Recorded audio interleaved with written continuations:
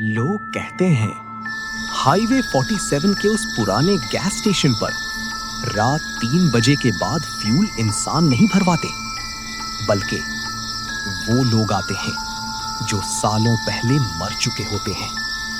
और अगर कभी पंप नंबर 6 खुद ब खुद चलने लगे तो समझ जाओ कोई चीज आ चुकी है।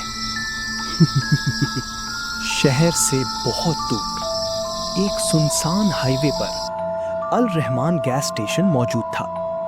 दिन के वक्त वहां ट्रक्स रुकते, लोग फ्यूल भरवाते और सब कुछ आम लगता।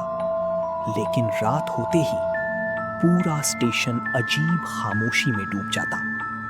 पुराने वर्कर्स कहते थे कि रात 3 बजे के बाद पंप नंबर 6 खुद ब खुद चलना शुरू हो जाता है और कभी-कभी एक काली जल चुकी कार बिना आवाज के स्टेशन पर आती है। उस कार का ड्राइवर कभी नजर नहीं आता, लेकिन सीसीटीवी में उसकी बैक सीट पर कोई जरूर बैठा होता है। एक रात स्टेशन ओनर ने एक नई लड़की को नाइट शिफ्ट पर रखा। उसका नाम था साद यूनिवर्सिटी स्टूडेंट था और पैसे की वजह से नाइट शिफ्ट कर रहा था। जब वो पहली बार स्टेशन पहुंचा तो पुराने वर्कर ने उसे चुपके से कहा, बेटा, रात 3 बजे पंप नंबर 6 के करीब मत जाना। साद हंस दिया, आजकल भूत वगैरह नहीं होते चचा। बूढ़ा वर्कर सिर्फ खामोश हो गया। उस रात बारिश बहुत तेज हो रही थी। हाईवे बिल्कुल सुनसान था। क्लॉक ने 2:47 दिखाया। साद ऑफिस में सीसीटीवी स्क्रीन्स देख रहा था। अचानक एक स्क्रीन ब्लिंक हुई। पंप नंबर 6 के पास कोई खड़ा था। साद फौरन बाहर निकला, लेकिन वहां कोई नहीं था, सिर्फ हवा चल रही थी। और फिर उसने आवाज सुनी, टिक टिक टिक। पंप नंबर 6 खुद ब खुद ऑन हो रहा था। मीटर चल रहा था, जैसे कोई इनविजिबल कार फ्यूल भरवा रही हो। साद का गला सूख गया। फिर अचानक हाईवे के अंधेरे से हेडलाइट्स नजर आईं। एक पुरानी जल चुकी ब्लैक कार धीरे धीरे स्टेशन की तरफ आ रही थी। कार पूरी तरह गीली थी और उसके बोनेट पर जलने के सियाह निशान थी। कार आकर सीधा पंप नंबर 6 के सामने रुक गई, लेकिन ड्राइवर सीट खाली थी। साद की सांसें रुक गई। उसने धीरे से बैक सीट की तरफ देखा और उसकी चीख निकल गई, क्योंकि वहां एक छोटी बच्ची बैठी थी। सफेद फ्रॉक, जला हुआ चेहरा और मुकम्मल काली आंखें।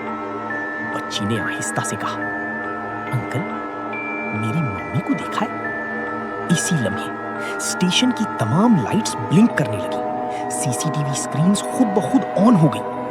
हर स्क्रीन पर सिर्फ एक ही चीज नजर आ रही थी, वही बच्ची। लेकिन हर कैमरा में वो धीरे धीरे करीब आ रही थी। साद पीछे हटने लगा, लेकिन ऑफिस का दरवाजा खुद ब खुद लॉक हो गया।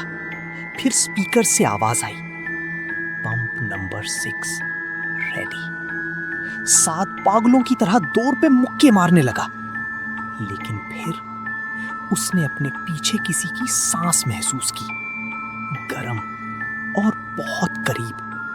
साद ने धीरे से पीछे देखा और उसकी रूह कांप गई, क्योंकि वही जली हुई बच्ची अब उसके बिल्कुल पीछे खड़ी थी। उसकी काली आंखें सीधा साद को देख रही थी और उसके होठों पर एक अजीब मुस्कुराहट थी। बच्ची ने आहिस्ता से कहा, अब तुम भी यहीं रहोगी। अचानक पूरे स्टेशन की लाइट्स बंद हो गई और एक जोरदार चीख हाईवे में गूंज उठी। अगली सुबह पुलिस को गैस स्टेशन बिल्कुल खाली मिला। साद गायब था।